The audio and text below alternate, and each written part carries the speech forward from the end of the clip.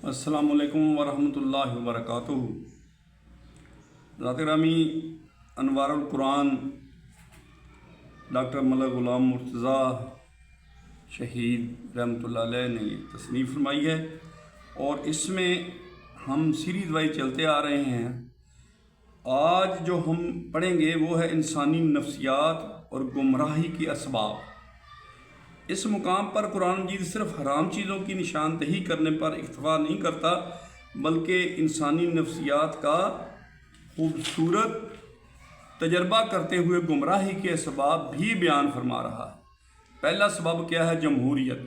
एक सबब ये है कि किसी अमल को कसीर लोग करें तो उसे ठीक समझ लिया जाए, और आज के दौर में यही राग अलापा जाता है कि अक्सरियत की राय को दुरुस्त तस्लीम किया जाए, जबकि ये बात अमर वाक़या और हकीकत के बरअक्स है। कुरान मजीद में मुतअद्दिद मुकामात पर इसकी सराहत की गई है, जिसका तज़किरा आइंदा एक मुकाम पर होगा इंशाअल्लाह। खुलासा ये है कि कुरान मजीद कसरत और कसरत राय के म्यार को हक़ नहीं समझता। इसके साथ कुरान मजीद में पैगम्बर सल्लल्लाहु अलैहि वसल्लम की ज़बान मुबारक से ऐलान भी करवा दिया। सूरह माइदा में है कि ऐ पैगम्बर सल्लल्लाहु अलैहि वसल्लम इनसे कह दो कि पाक और नापाक बहरहाल यकसा नहीं।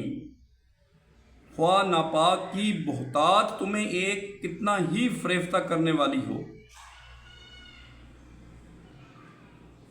बस ए लोगो जो अक्ल रखते हो, अल्लाह की नाफरमानी से बचते रहो, तकवा इख्तियार करो, उम्मीद है कि तुम्हें फलाह नसीब होगी। मालूम हुआ कि एक तरफ 51 लोग हैं और दूसरी तरफ 49, तो 51 हाथों का हर हाल में दुरुस्त और सही होना ज़रूरी नहीं।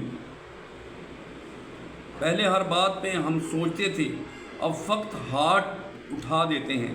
अल्लामा साहब फरमाते हैं, गुरेज़ अज़ तर्ज़ जमहूरी ग़ुलाम पुख्ता कार शू के अज़ मगज़ लो सद हर फ़िक्र इंसान नमी आयद। इकबाल ने जमहूरियत के बारे में भी मज़ीद फरमाया है, जमहूरियत एक तर्ज़ हुकूमत है कि जिसमें बंदों को गिना करते हैं, तोला नहीं करते। नीज़ इकबाल ही का कहना है, दियोस्तबदात जमहूरी कबा में पाए कूब, तू समझता है ये आज़ादी की है नीलम परी। ये ज़रूरी नहीं कि 51 हाथ जो 49 के मुकाबले में बज़ाहिर भारी ठहरे हैं, उन सब ने पूरी तरह बेदारी के आलम में खड़े किए हों। देख लेना चाहिए कि उनमें कितने लोग बेदारी के आलम में हैं और कितने नीम ख्वाबी के आलम में हैं। इसलिए मतलकन कसरत मयार हक़ नहीं है। दूसरा सबब क्या है? रसूम रवाज। गुमराही का दूसरा सबब आबाओ-अजदाद के रसूम रवाज हैं, यानी हमारे बाप दादा करते चले आ रहे हैं, हम वही करेंगे। अब ये ज़रूरी नहीं कि बाप दादा भी इतने ही ज़हीन और अक्लमंद हों जितना कि हम हैं। अगर खुदा न खास्ता वो भी इतने ही जाहिल हों जितना कि हम हैं, तो उन्होंने भी अपने आबाओ-अजदाद की ऐसी ही अंधी तकलीद की होगी जैसा कि हम कर रहे हैं। तो फिर क्या होगा? अगर इनमें भी अक्ल व हिदायत ना हो तो फिर हम क्या करेंगे? इसलिए किसी की भी अंधी तकलीद ख्वाब व आबाओ-अजदाद की ही क्यों ना हो, इस्लाम में जायज़ नहीं, क्योंकि ये भी गुमराही का एक सबब है। अल्लाह ताला सूरह माइदा की आयत नंबर 104 में फरमाता है, और जब इन लोगों से कहा जाता है कि जो किताब अल्लाह ने नाज़िल फरमाई है उसकी और रसूलुल्लाह की तरफ रजू करो, तो कहते हैं कि जिस तरीक़ पर हमने अपने बाप दादा को पाया है वही हमें काफ़ी है।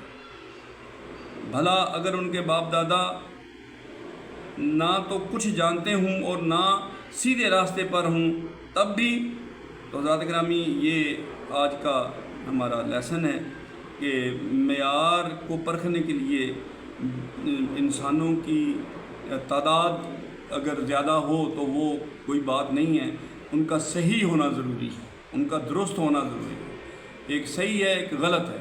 जो गलत है वो चाहे जितने ज़्यादा भी हों वो कोई मेयार नहीं है, जो सही है वो चाहे कम भी हों वो मेयार है। तो मेयार जो कुरान पाक ने हमें दिया है वो सही और गलत का मेयार है।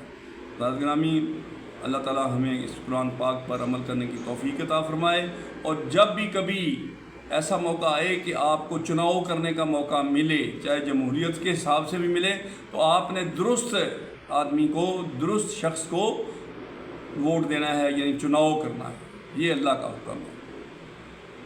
تو اس کے ساتھ ہی ہم اللہ سے دعا کرتے ہیں کہ ہمیں حق کے ساتھ کھڑا ہونے کی توفیق عطا فرما اور ناحق سے بچا۔ وآخر دعوانا الحمدللہ رب العالمین۔